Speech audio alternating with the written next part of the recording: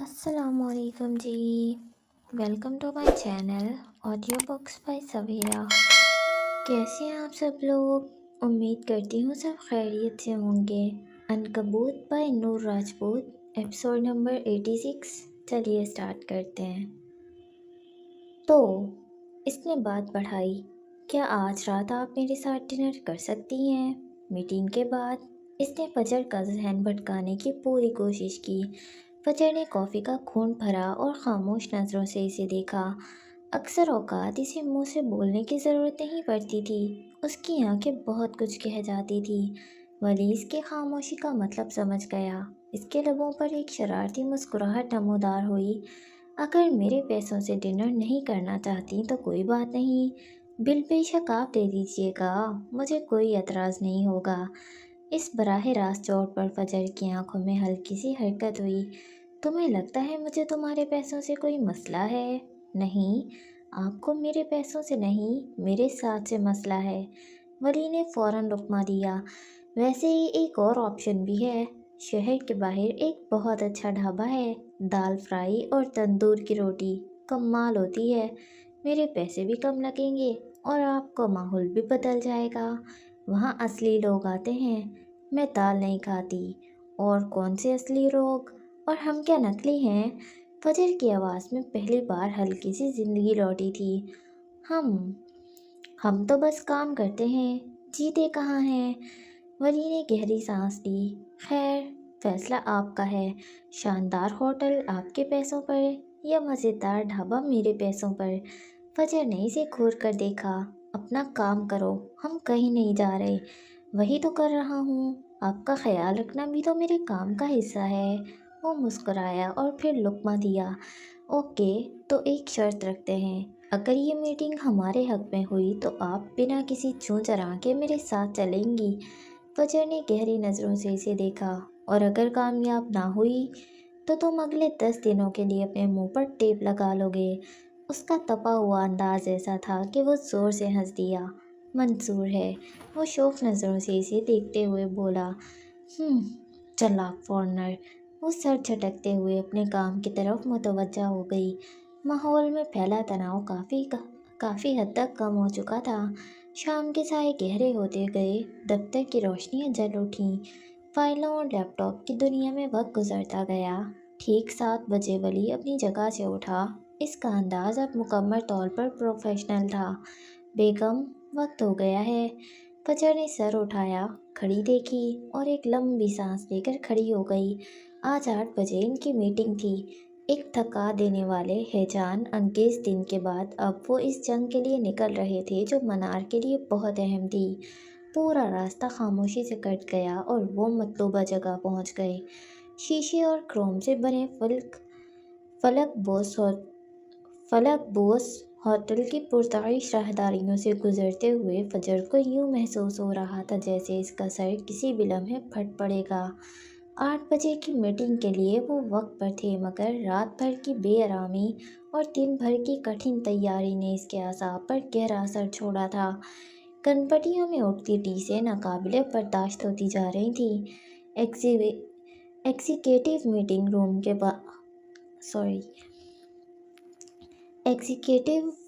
Meeting room کی خاموش اور ٹھنڈک کسی قدر پرسکون بخش تھی، مگر اٹلس ماڈلز ایجنسی کے نمائندوں کا انتظار ان کے صبر کو مزید آزما رہا تھا۔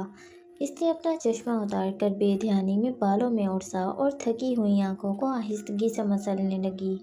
آپ ٹھیک ہیں؟ ساتھ بیٹھے ولی کی گہری سلجھی ہوئی آواز نے خاموشی کا طلسم توڑا۔ فجر نے چونک کر اسے دیکھا۔ سیاہ پینٹ پر سفید ڈریس شرٹ جس کے آستین کوہنیوں تک تہہ تھے اور اوپر پہنی سیاہ سلیو لیس ویسٹ میں وہ اپنی کتھئی بالوں کے ساتھ بے حد وجیحہ لگ رہا تھا۔ کلائی میں چمکتی گھڑی سے اسے پیشہ ورانہ بنا رہی تھی۔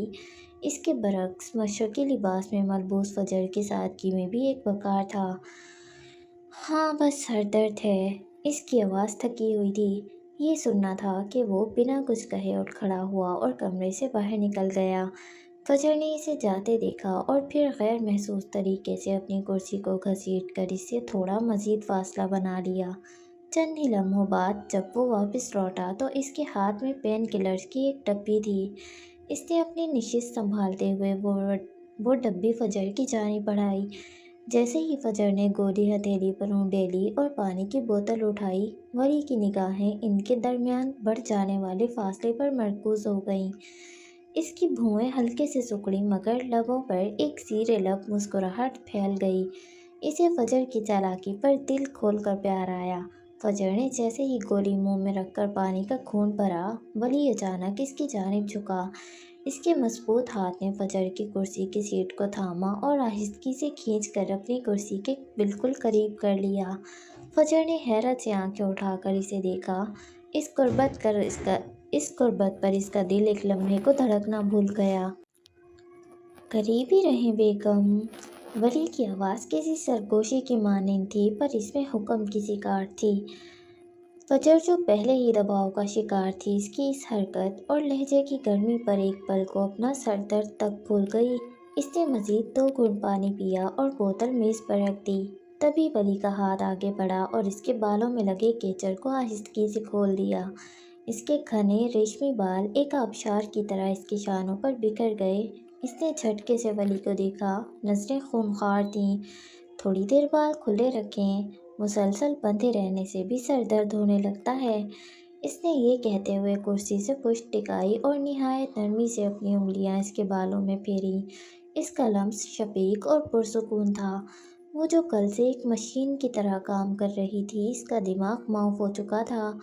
वो इस लम्हे में वली की इन हरकतों पर कोई एहतजाज न कर सकी। रिलैक्स रहें, इसने बालों को सहलाते हुए दोबारा कहा। ये मीटिंग हमारे हक में होगी। इसके हाथों के लफ्ज़ में जितनी नरमी थी, लफ्ज़ों में उतना ही एतमाद था। जब फजर से ये खामोश गुर्बत बर्दाश्त न हुई तो वो बिलाखिर बोल ही पड़ी। वली, तुम मेरे बाल ख़राब कर रहे हो। इसकी आवाज़ में एक कमज़ोर सा एहतजाज था। वो इसके बोसीदा से बहाने पर हंस दिया। आप मेरे लिए ख़राब कर लेना, आप मेरे ख़राब कर लेना। इसका लहजा शरारत से भरपूर था। वो जिस तरह इसके बालों को सहला रहा था, उससे बाल ख़राब होना तो नामुमकिन था। मुझे नहीं पसंद कोई मेरे बालों को छुए। इसने नज़रें फेरते हुए कहा। खैर, मैं कोई तो नहीं हूँ, शौहर हूँ आपका। इसके लहजे में हक और अपनायत का ऐसा गहरा रंग था कि वो पल भर को लाजवाब हो गई। वो जानती थी कि वो सिर्फ इसका ध्यान भटकाने की कोशिश कर रहा था, और मसला ये था कि वो कमबख्त बुरी तरह से कामयाब हो रहा था। तुम्हारी हरकतें ऐसी नहीं हैं कि तुम्हें नोटिस दिया जाए। तुम सीधा टर्मिनेट होने के लायक हो।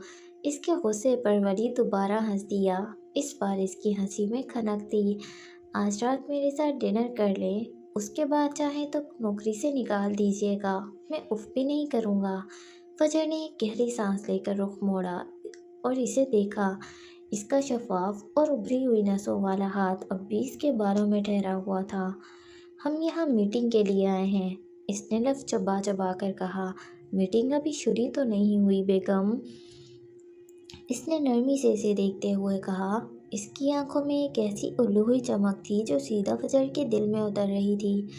तुम नाकाबिले बर्दाश्त हो वली। इसने थक कर हार मान ली। इस बात पर वो खुलकर हंस दिया।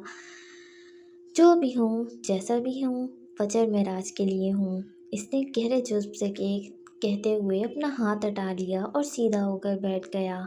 कमरे में एक भीगी हुई खामोशी छा गई, जिसमें 2 दिलों की धड़कनें और वली के कहे गए अल्फाज की गूंज बाकी थी।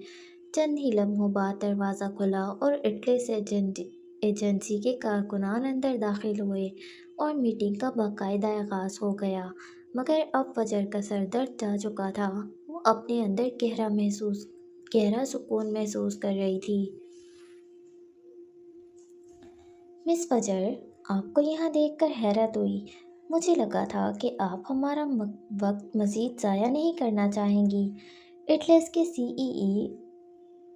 के सीईओ अरसलान ने कहा। इसकी आवाज़ में तंज था।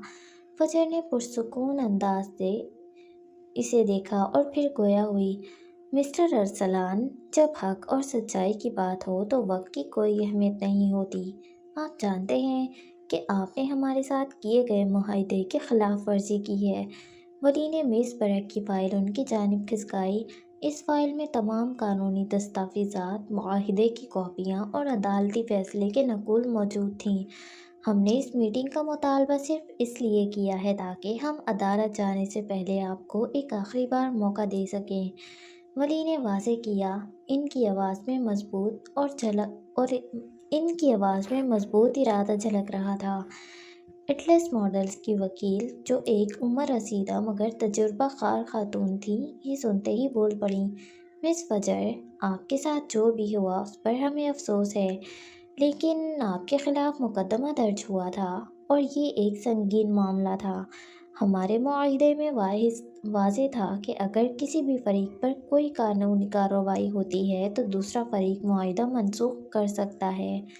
माफ़ कीजिएगा मगर आपका ये दावा गलत है। मुआहिदे में वाज़ेह था कि अगर किसी फरीक पर कोई कानूनी कार्रवाई साबित हो जाती है। मेरे खिलाफ केस सेल्फ डिफेंस पर मबनी था और अदालत ने मुझे बरी कर दिया। मैंने कोई जुर्म नहीं किया, बल्कि अपनी जान बचाई थी। आप इस बुनियाद पर मुआहिदा मनसूख नहीं कर सकते। वली ने फ़ाइल में से अदालती फ़ैसले की कॉपी निकाली और इसे मेज़ पर रख दिया। ये अदालत का फ़ैसला है जो साबित करता है कि फ़जर मेराज को बरी किया गया है। लिहाजा आपका ये दावा बेबुनियाद है कि हमारी कंपनी पर कोई कानूनी कार्रवाई साबित हुई है। मिस्टर अल-सलान के चेहरे पर परेशानी के आसार नुमायां होने लगे। उन्हें शायद अंदाज़ा नहीं था कि फ़जर इतनी तैयारी के साथ आएगी। हमने आपकी नई मॉडल्स के लिए आधे से ज़्यादा कॉस्ट्यूम तैयार कर लिए थे और इस पर हमारी कंपनी का बहुत ज़्यादा वक्त, मेहनत और सरमाया लगा है। आपके मुआहिदे के ख़िलाफ़ वर्जी की वजह से हमें करोड़ों का नुकसान हुआ है। इसीलिए हमने आप पर 25 करोड़ रुपए हर्जाने का दावा दायर किया है। दरअसल इटलीज़ की नई मॉडल्स के लॉन्च के लिए उन्होंने मनार से कॉस्ट्यूम बनवाए थे। ये प्रोजेक्ट इसी सिलसिले में था जिस पर काफ़ी हद तक काम हो चुका था। 25 करोड़ बहुत ज़्यादा है, हम ये हर्जाना अदा नहीं कर सकते। वकील फ़ौरन बोल उठी। मिस्टर अल-सलान, ये सिर्फ हमारे मादी नुकसानात की बात नहीं, बल्कि इसमें हमारी साख और ज़हनी अजियत भी शामिल है जिसने हमने इस पर बहुत वक्त सर्व किया है और ये हमारा हक है। फजर का लहजा दो टोक था। एटलस मॉडल्स की वकील ने बीच बचाव की कोशिश की। देखिए, हम समझते हैं कि ये एक मुश्किल सूरत हाल है। क्या हम किसी दरमियानी रास्ते पर बात कर सकते हैं?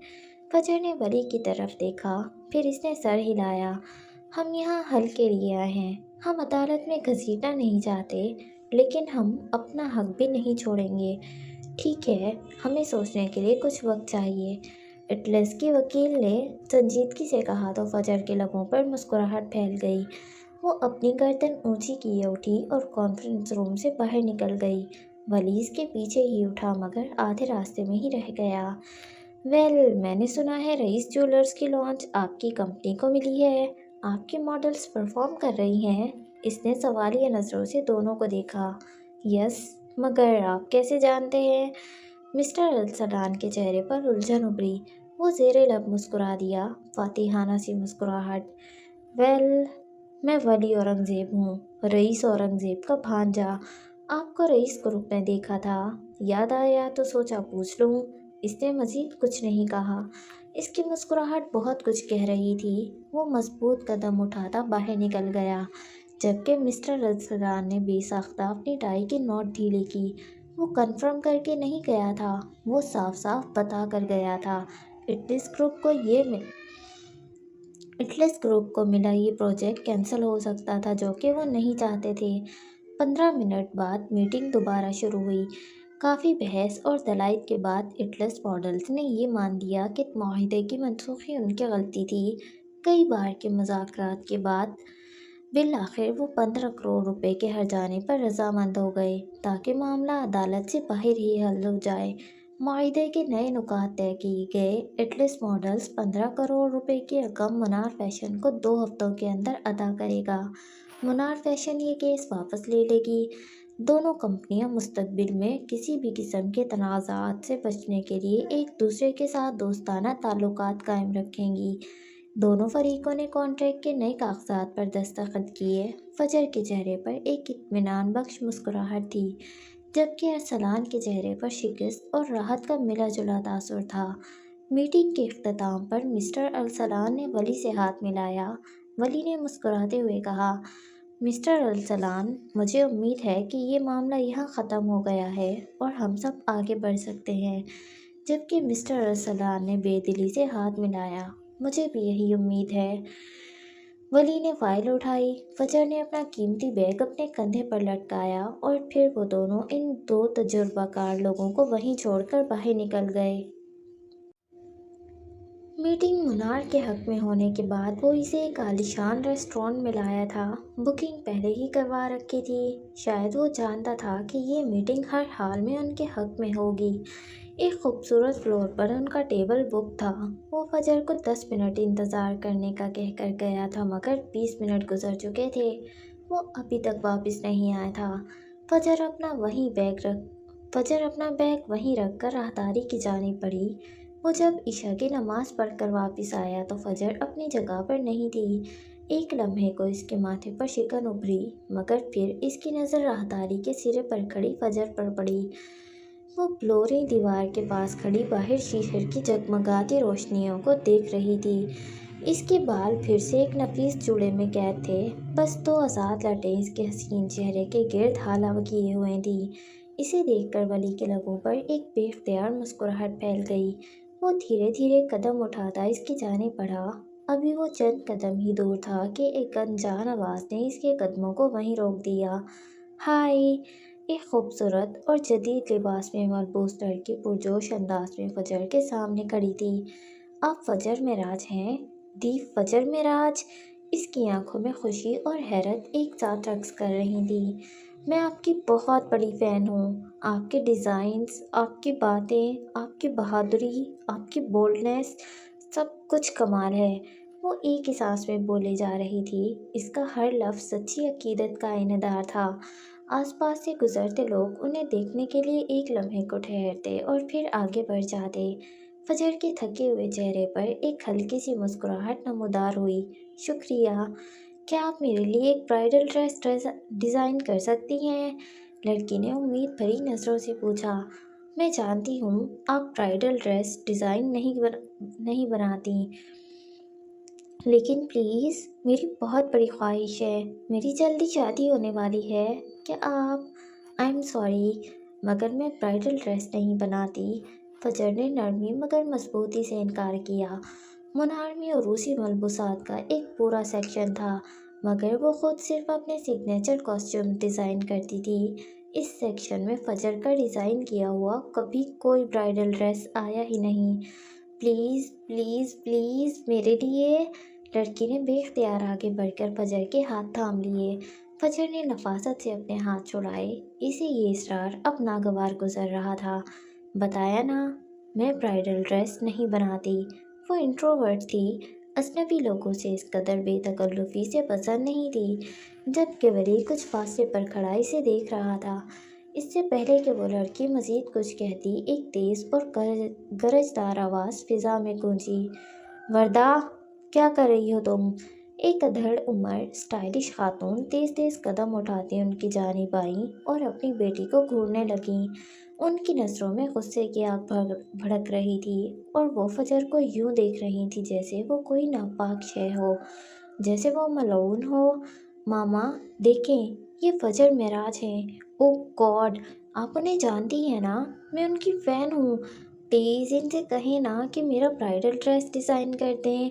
वर्दा अपनी माँ की तरफ पलटी, मगर अगले ही पल इसकी माँ के मुंह से निकले अल्फाज जैसे पूरे रेस्टोरेंट की फ़िज़ा में जहर घोल गए। तुम्हारा दिमाग ख़राब हो गया है? तुम इस कातिल के हाथों से बना जोड़ा पहनोगी? इसके हाथ खून से रंगे हैं। ये सुनना था कि फजर का चेहरा लम्हों में सफ़ेद पड़ गया। इसके कानों में साई साई होने लगी। इसे अंदाज़ा नहीं था कि अपनी इज्जत और जान बचाने की कोशिश में जो इससे कत्ल हुआ था और जिस मुकदमे से वो बाइज्जत बरी हुई थी, वो माशरे की नज़रों में इतना बड़ा जुर्म था। अगर वो उस दिन अपना दिफा न करती तो आज जिंदा ना होती, मगर इस हकीकत को कौन तस्लीम करता? कातिल तो कातिल ही रहता है। एक खूनी के हाथों का बना हुआ लहंगा पहनोगी, तुम्हारी पूरी जिंदगी का खून हो जाएगा। ये कातिल है, कातिल। वली आगे बढ़ा। Excuse me. फजर का सब जवाब दे गया और इसका लहजा बर्फ की तरह सर्द था। लेकिन वो औरत रुकने वाली नहीं थी। वो एक कदम आगे बढ़ी। इसकी आंखों में हकारत थी। नो एक्सक्यूज मी, मेरी बेटी से दूर रहो खूनी औरत। इसने नफरत से चीख कर फजर को पूरी कुव्वत से धक्का दिया। फजर इस अचानक हमले के लिए बिल्कुल तैयार नहीं थी। इसका तवाज़ुन बिगड़ा और वो लड़खड़ाई, मगर इससे पहले कि वो पीछे गिरती तो मजबूत बाजुओं के एक फौलादी हल्के ने इसे थाम लिया। इसकी पुश्त एक चौड़े सीने से टकराई। इसने नजरें उठाई तो सामने वली खड़ा था।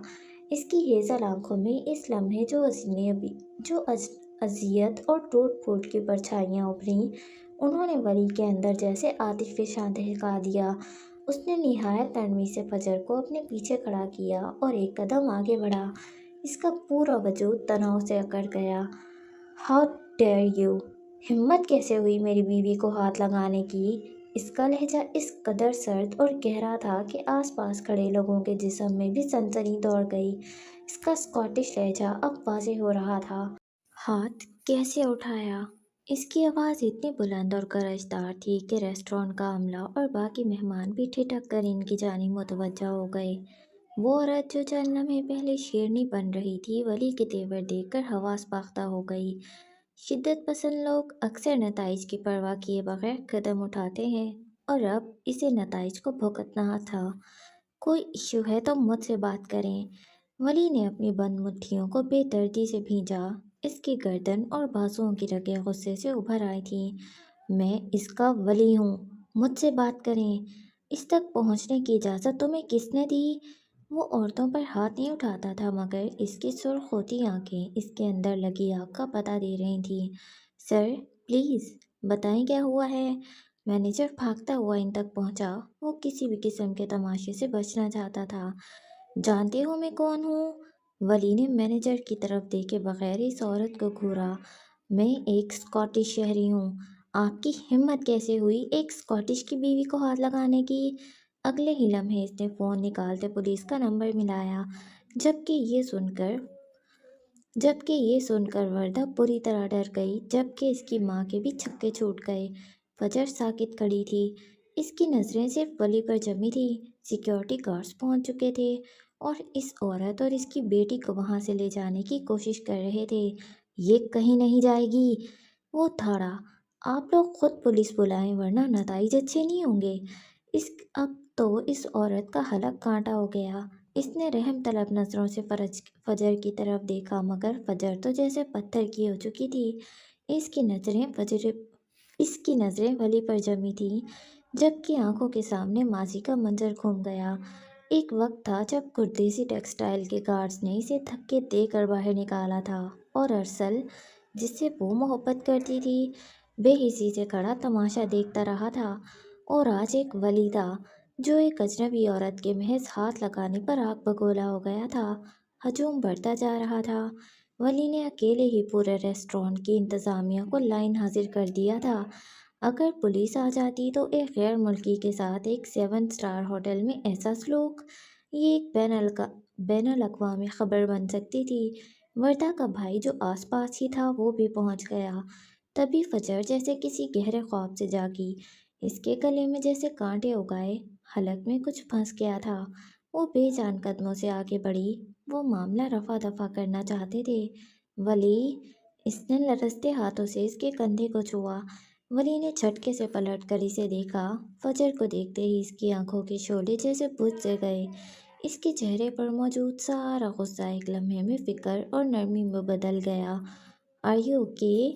इसने अपने दोनों हाथों के प्याले में फजर का सफ़ेद पर्दा चेहरा थामा और निहायत मोहब्बत से इसके रुखसारों को अपने अंगूठों से सहलाते हुए पूछा। इसके अंदाज में इस कदर नरमी थी कि फजर ने बस इस बात में सर हिलाया। न जाने क्यों इसका दिल चाह रहा था कि वो वहीं बैठकर फूट फूट कर रो दे। आंखों में आई नमी को वो बार बार पलकें झपक कर पीछे धकेल रही थी। कौन दुनिया, कौन 4 लोग, भाड़ में जाएं सब। وہ ولی اورنگزیب تھا جو پوری کائنات کے سامنے اپنی بیوی کو آن کر رہا تھا۔ پلیز چلو یہاں سے، فجر کی آواز کھٹی کھٹی سے نکلی۔ شش، ایسے نہیں۔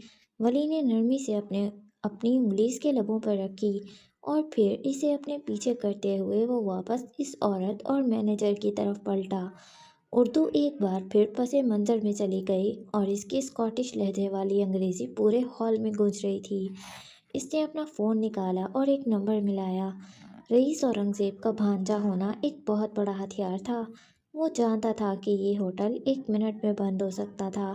میں یہ ہوٹل ابھی سیل کروا سکتا ہوں اگر اس عورت نے میری بیوی سے معافی نہیں مانگی۔ اس نے ہوٹل مینیجر کو وارن کر دیا۔ مینیجر نے بات ٹالنا چاہی۔ میں آپ کے ہوٹل پر حد کی عزت کا دعویٰ کر رہا ہوں۔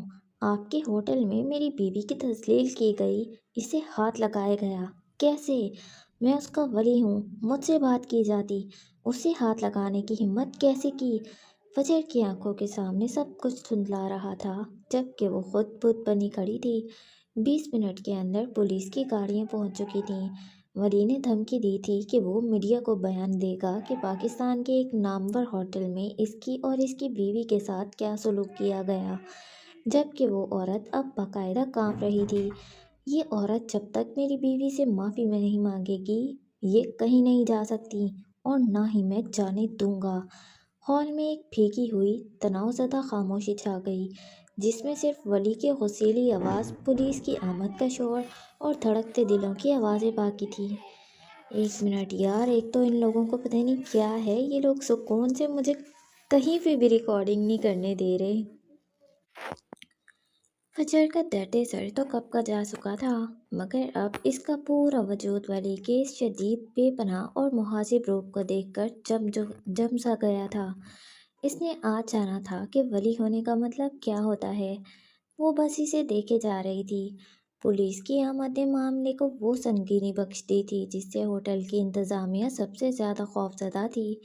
آنے والے آفیسرز میں سے چند ایک جو رئیس کے وفادار تھے وہ ولی کو پہچانتے تھے۔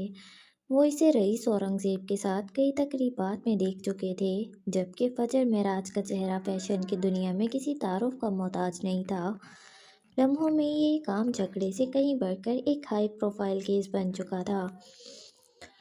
ولی کا غصہ اب بھی کم نہیں ہوا تھا مگر اس کے لہجے میں ایک ٹھہراؤ آ گیا تھا، ایک ایسی سرد اور اٹل ضد جو کسی بھی طوفان سے زیادہ خطرناک تھی۔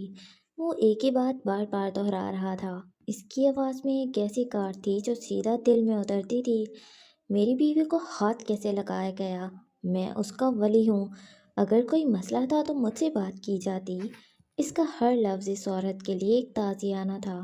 پولیس، انتظامیہ اور وہاں موجود ہر شخص پر یہ واضح ہو چکا تھا کہ یہ شخص پیچھے ہٹنے والا نہیں۔ بالآخر اپنی بیٹی کے مستقبل اور اپنی عزت کو داؤ پر لگا دیکھ کر وہ عورت ٹوٹی۔ اسے پولیس کے حصار میں فجر کے سامنے لایا گیا۔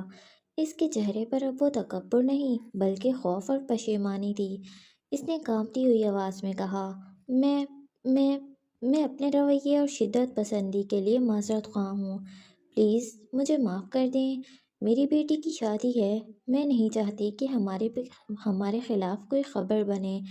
اس کی آواز میں عاجزی تھی مگر فجر کو اس میں خلوص سے زیادہ اپنی ذات کو بچانے کی فکر محسوس ہوئی۔ اس کے دل کو کچھ ہوا۔ اپنی بیٹی کی اتنی پرواہ تھی تو کیا وہ کسی کی بیٹی نہیں تھی؟ یہ خیال بجلی بن کر اس کے ذہن میں گوندا مگر اس نے اپنے جذبات کو چہرے پر نہیں آنے دیا۔ اس نے بس سرد موڈی سے اس بات میں سر ہلا دیا۔ وہ بحث کرنے یا طعنے دینے کے موڈ میں نہیں تھی۔ اور دوسروں سے کیا گلہ؟ یہ حادثہ اس حادثے سے بڑا نہیں تھا جس میں اس کے اپنے ماں باپ نے اسے زہر دے کر مارنا چاہا تھا۔ اس کے سر ہلانے کے چند منٹ بعد ہی رئیس اورنگزیب کے ایک فون کال پر ہوٹل کو حفاظتی اور انتظامی کوتاہی کے سبب پورے 1 دن کے لیے سیل کر دیا گیا۔ ہوٹل مینجمنٹ کی حالت بگڑ چکی تھی۔ یہ ان کے لیے ایک بھیانک خواب تھا۔ ولی نے ہوٹل سے نکلنے سے پہلے انتظامیہ کو مخاطب کیا۔ اس کا لہجہ اب بھی سخت تھا۔ میں ایسا ہرگز نہیں چاہتا تھا مگر یہ ان تمام ہوٹلز اور پبلک پلیسز کے لیے ایک وارننگ ہے۔ اپنے دروازوں پر لکھ کر لگائیں کہ جاہل لوگوں کا داخلہ منع ہے۔ जिस जगह पर लोगों की इज्जत नफ्स महफूज ना हो उसे बंद ही हो जाना चाहिए।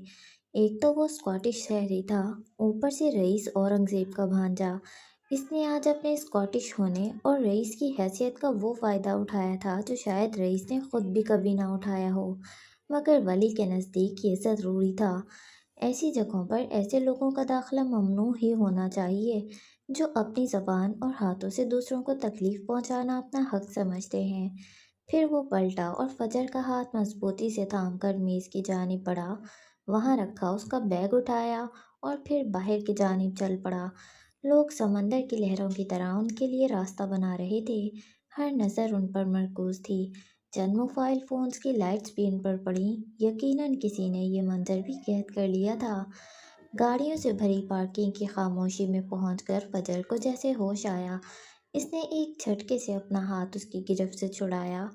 क्या ज़रूरत थी इतना बड़ा तमाशा करने की?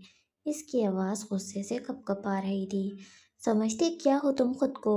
उसका चेहरा लाल भभू का हो रहा था। जो कुछ भी हुआ था वो उसके लिए नाकाबिले यकीन था। वली ने एक गहरी सांस लेकर इसे देखा और इसके अंदर चलते तूफान से नवाकिफ था। वो जानता था कि ये गुस्सा उस पर नहीं, उस बेबसी पर था जो उसने महसूस की थी। वो खामोश रहा, उसे अपनी नर्म गहरी निगाहों से देखता रहा। वो चाहता था कि उसके अंदर जो कुछ भी है वो सब कुछ कह दे, कुछ भी अंदर न रखे। मगर फ, मगर फजर सब कर रही थी। इसकी खामोशी पर वो मजीद दब गई। तुम्हें क्या लगता है ये सब करने से तुम कोई ग्रीन फ्लैग बन जाओगे? ये कहते हुए इसकी आंख के किनारे पर एक मोती चमका। तमाम तरजब के बावजूद पलकें नम हो ही गई थी।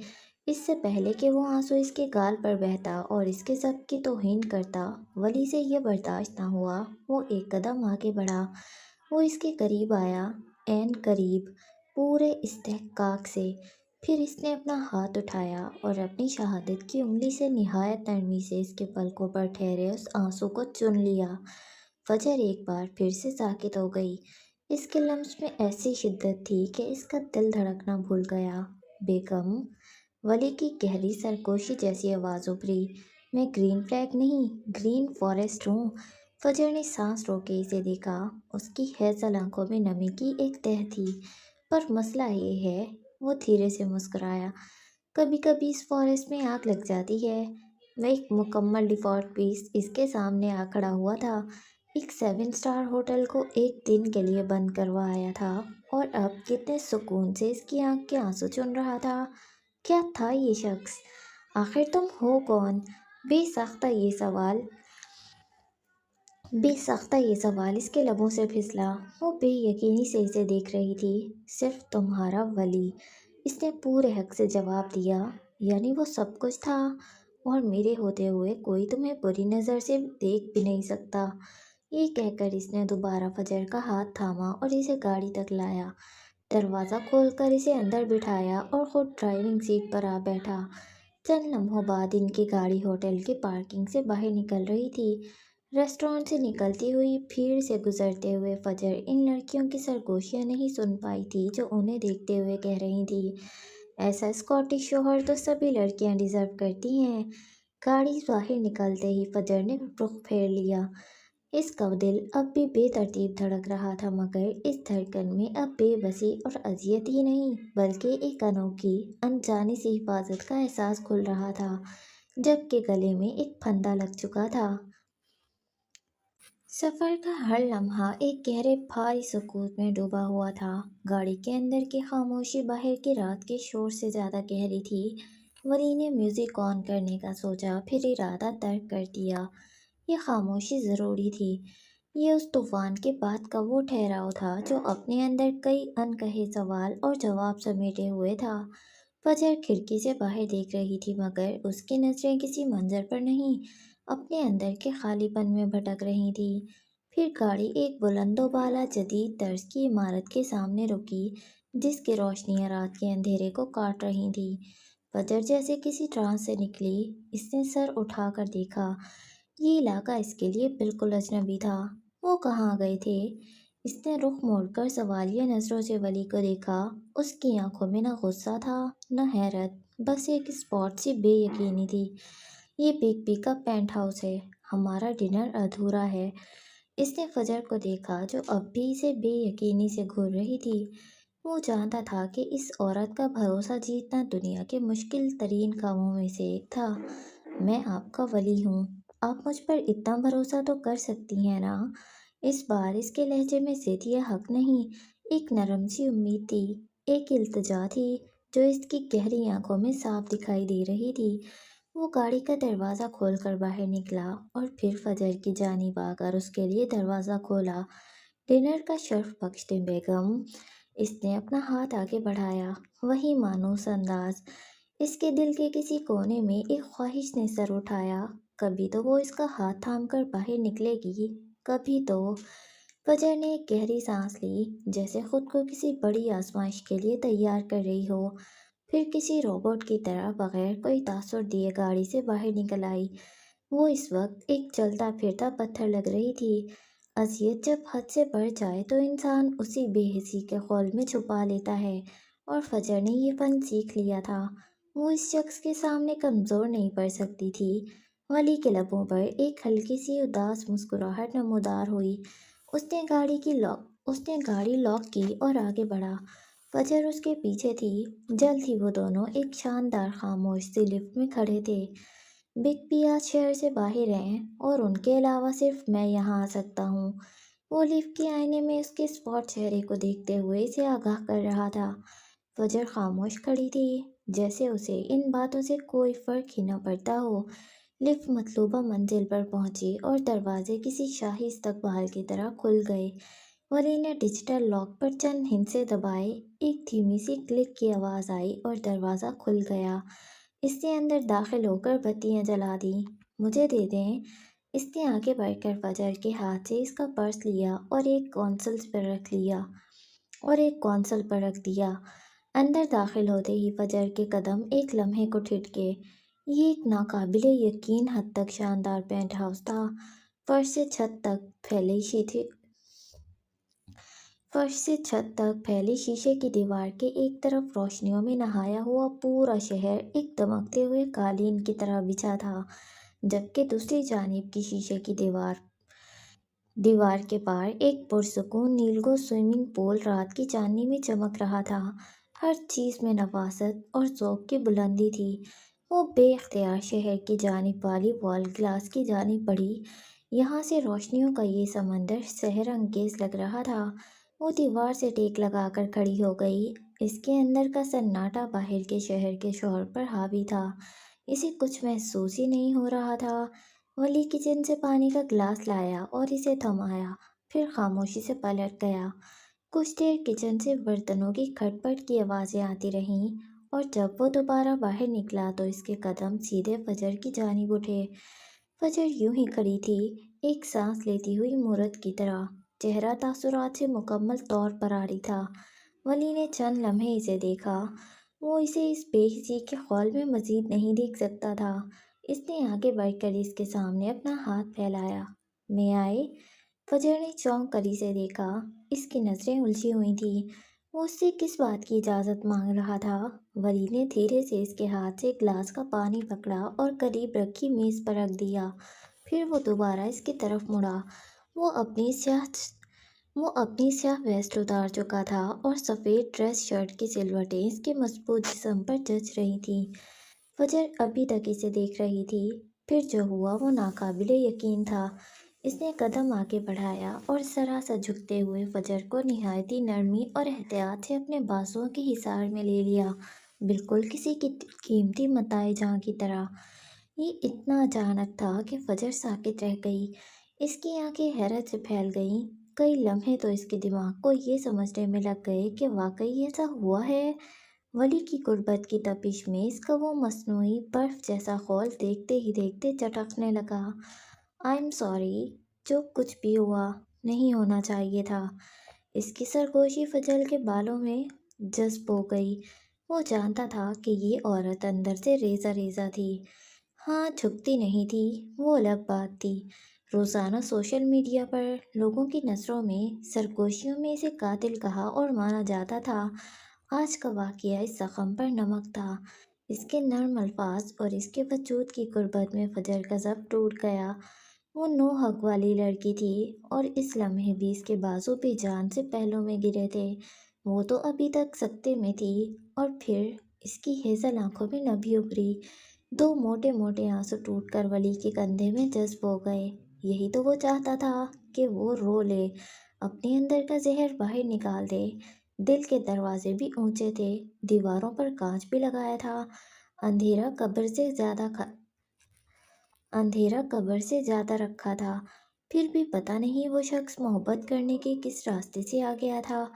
چند لمحے یوں ہی گزر گئے، جب فجر کو ولی کے دل کی دھڑکن کے ساتھ ساتھ اپنے دل کے دھڑکنے کی آواز بھی سنائی دی تو وہ جیسے ہوش میں آئی۔ نوحق والی لڑکی نے ایک دم تڑپ کر اس کے حصار سے نکلنا چاہا، مگر گرفت مضبوط تھی۔ چھوڑو مجھے، وہ اب خود کو چھڑوانے کی کوشش کر رہی تھی، مگر بے سود۔ تنگ نہ کریں، وہ بڑبڑایا۔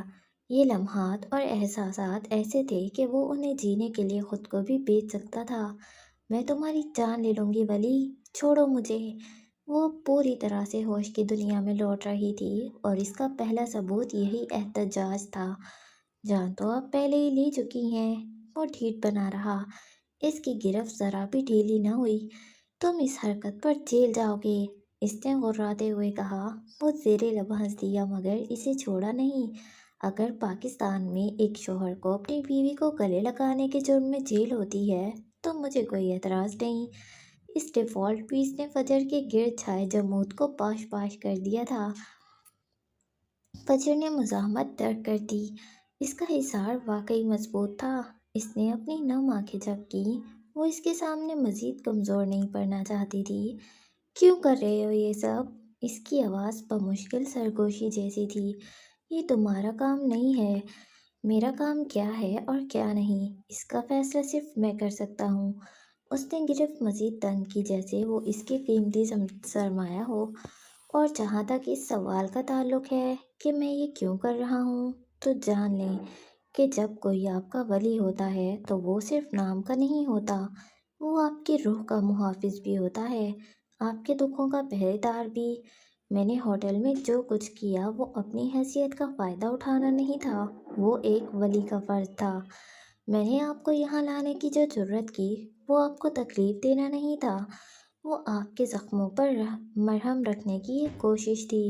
اس کی ہر بات، ہر لفظ فجر کے دل پر دستک دے رہا تھا اور وہ سننا چاہتی تھی۔ اس کی ہر بات، ہر لفظ فجر کے دل پر دستک دے رہی تھی اور وہ سننا نہیں چاہتی تھی۔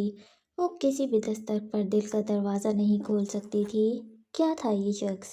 رئیس اورنگ زیب جیسے شخص سے ٹکر لینے والی اور اسے اپنے مقصد کے لیے استعمال کرنے والی فجر معراج اس شخص سے کیسے جیت پائے گی؟ اس شخص کے سامنے تو فجر کے سارے ڈرامے فیل تھے اور وہ اس کی سیف ہیون بنتا جا رہا تھا۔ کچھ دیر مزید خاموشی چھائی رہی اور پھر فجر کی سرد آواز ابھری۔ میں تمہیں آج ہی ٹرمینیٹ کر دوں گی۔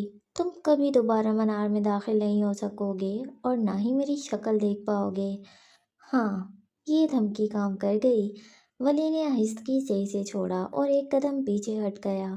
پھر اس نے سینے پر بازو باندھ کر خفگی بھری نگاہوں سے اسے دیکھا، جو واقعی ایسا کرنے کی صلاحیت رکھتی تھی۔ سیریسلی؟ اس وقت یہ بات کرتے ہوئے اب زہر لگ رہی ہیں؟ اس کے لہجے میں حقیقی خفگی تھی۔ تو کھا کر مر جاؤ، وہ تڑک کر بولی اور رخ موڑ کر شیشے کی دیوار سے باہر دیکھنے لگی۔ اس کا دل ابھی تک بے ترتیب دھڑک رہا تھا۔ میں نہیں چاہتا کہ آپ پھر سے بیوہ بنی گھومیں، وہ دب کر کہتا ہوا کچن کی جانب بڑھ گیا، جبکہ فجر کا سارا غصہ جیسے اود آیا تھا۔ ولی نے اس پر چھائے درد اور بے حسی کے خول کو لمحوں میں توڑ پھوڑ دیا تھا۔ وہ اب اپنا لال پھپھو کا چہرہ لیے اسے جاتے دیکھ رہی تھی۔ بے شرم فارنر! اسے جاتے دیکھ کر وہ زیر لب بڑبڑائی، مگر اس کے دل کی دھڑکن میں اب بے بسی نہیں، ایک عجیب سی ہلچل تھی، ایک ایسی ہلچل جو زندگی کی علامت تھی۔ واو! اب آ رہا ہے نا اس ناول میں ٹوئسٹ، اتنی مزے کی سٹوری ہے یار، کتنا اچھا لگ رہا ہے اب ان کی لو سٹوری۔ آئی جسٹ ہوپ کہ فائنلی سٹارٹ ہو جائے۔ وری کی طرف سے تو کافی دیر کی سٹارٹ ہوئی ہوئی ہے، بٹ سم ہاؤ فجر کے دل میں بھی اب کچھ کچھ ہونے لگا ہے۔ فائنلی یار کچھ تو اچھا ہوا ہے ان کی لائف میں بھی۔ آئی جسٹ ہوپ کہ یہ اس کے پیار کو ایکسیپٹ کر لے۔ آپ لوگ بتائیں آپ لوگوں کو کیسا لگ رہا ہے اب یہ ناول؟ مجھے بیچ میں یہ تھوڑا سا بورنگ لگا تھا لیکن اب کافی انٹرسٹنگ ہو رہا ہے۔